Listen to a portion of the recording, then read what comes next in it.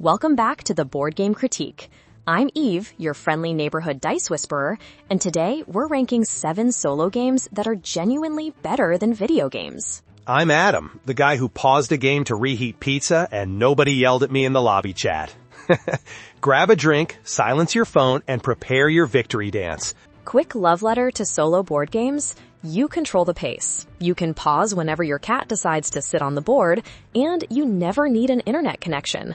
Also, no day one 50 gigabyte updates. Just open the box and win. Or dramatically lose. And we're counting down from 7 to 1. Drop a comment with your favorite solo game as we go. Bonus points if your story involves yelling at a meeple. All right. 7. Under Falling Skies. This is Space Invaders meets dice placement brilliance.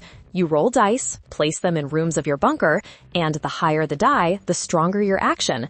But those alien ships in that column dive that many spaces. Delicious pain. My best moment?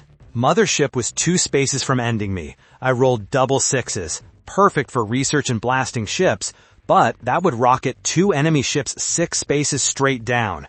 I chose chaos. Let 1 ship smack my defenses so I could slam a 6 on research, hit energy with a 4, and barely finish the research track 1 turn before the mothership landed. I literally whispered, "Take the damage, Earth. We got this." That's Under Falling Skies in a nutshell, calculating which disaster you can live with.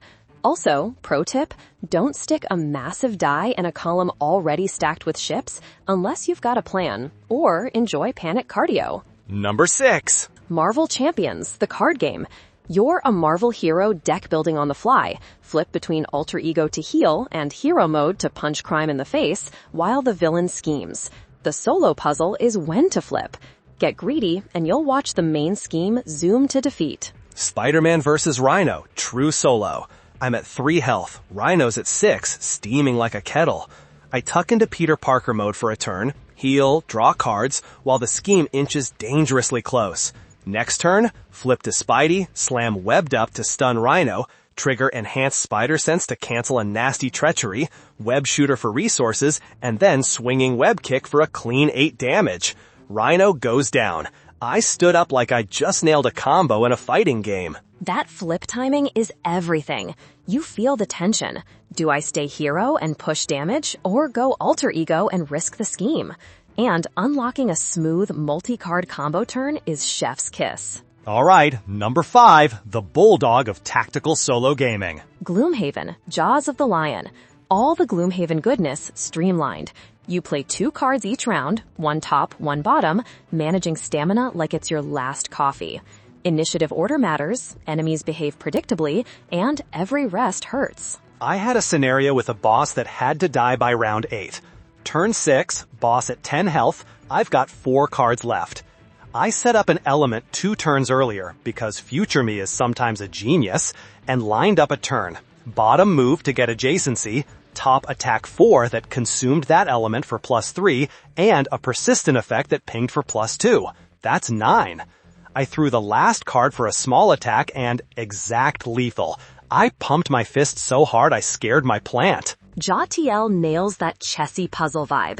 Planning a turn or 2 ahead, timing a long rest, pairing card tops and bottoms. It's like speedrunning a tactics game, except your controller is your brain and a terrifying discard pile. Number 4, the island strikes back. Spirit Island. You're the literal spirit of a land repelling colonizers. Every spirit feels unique. You place presence, gain energy, play powers, some fast, some slow, and you manipulate the invader's predictable explore, build, ravage rhythm like a conductor. I played River Surges in Sunlight and had a land about to ravage and drop 3 blight, auto lose territory. I used a fast power to push explorers in a town out of that land before the invaders acted. Then, after their turn, my slow flooding power cleaned up the mess in the neighboring wetlands. Solving that turn felt like cracking a safe. That's the genius. Know the timing windows. Use fast powers to reposition trouble, then slow powers to finish. And the moment you chain a defense and a push so the Dahan counterattack and wipe a land clean, moi. Better than any AI opponent I've ever outsmarted. Top 3 time, friends. Put on your combo goggles. 3. Mage Knight, the solo sandbox. Movement by terrain, day-night rules, a deck of multi-use cards where you squeeze every icon for value, and mana dice and crystals to power effects. You explore tiles, recruit units, cast spells, and eventually siege cities like a one-person army. Sieging my first city solo felt like a heist. I needed 16 attack to crack it. I lined up concentration to juice the next action, spent a red crystal to power rage for 4 attack, used improvisation to discard a dead card and convert it into 3 more, my recruited swordsman pitched in, and I had a bit of ranged and siege to soften a defender before the main hit. When I totaled it, exactly 16. I didn't breathe for like 10 seconds. Mage Knight is the ultimate what-if-I game. Every card is flexible, movement, block, attack, and you're constantly pivoting. You can plan for 20 minutes and still find a better line. Video games have meta builds. Mage Knight hands you a toolbox and says, build the meta yourself. Number 2, Tentacles and Trauma. Arkham Horror, the card game. Narrative campaigns, 3 actions per turn, move, investigate, fight, play cards, and the chaos bag that laughs at your hubris. The act and agenda decks race each other. You're gathering clues while Doom ticks forward. My solo run is Wendy Adams, Queen of Second Chances. Final scenario.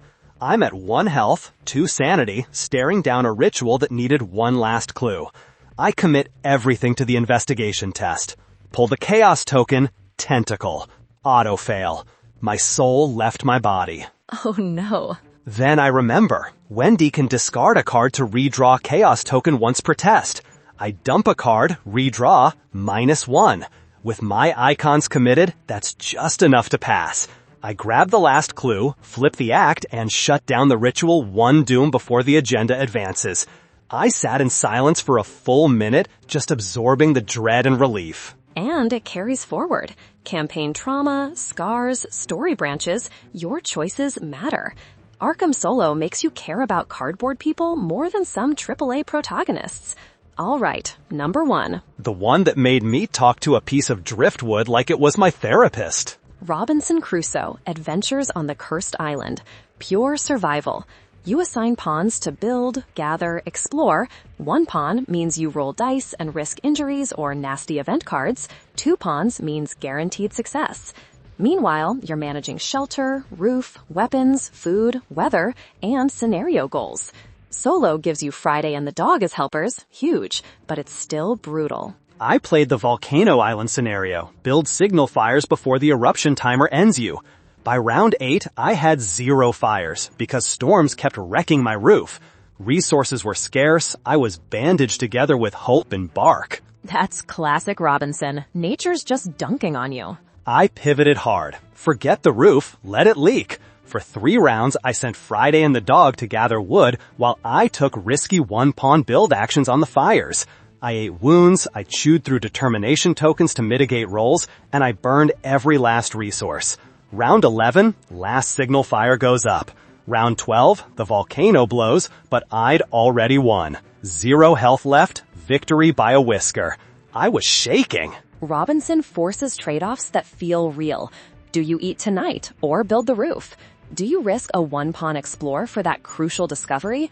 When you clutch a win, it's because you made hard, smart choices, not because the game rubber banded the AI. So there you have it, 7 solo board games that beat video games at their own game. Tension, story, mastery, and those unforgettable I did it moments.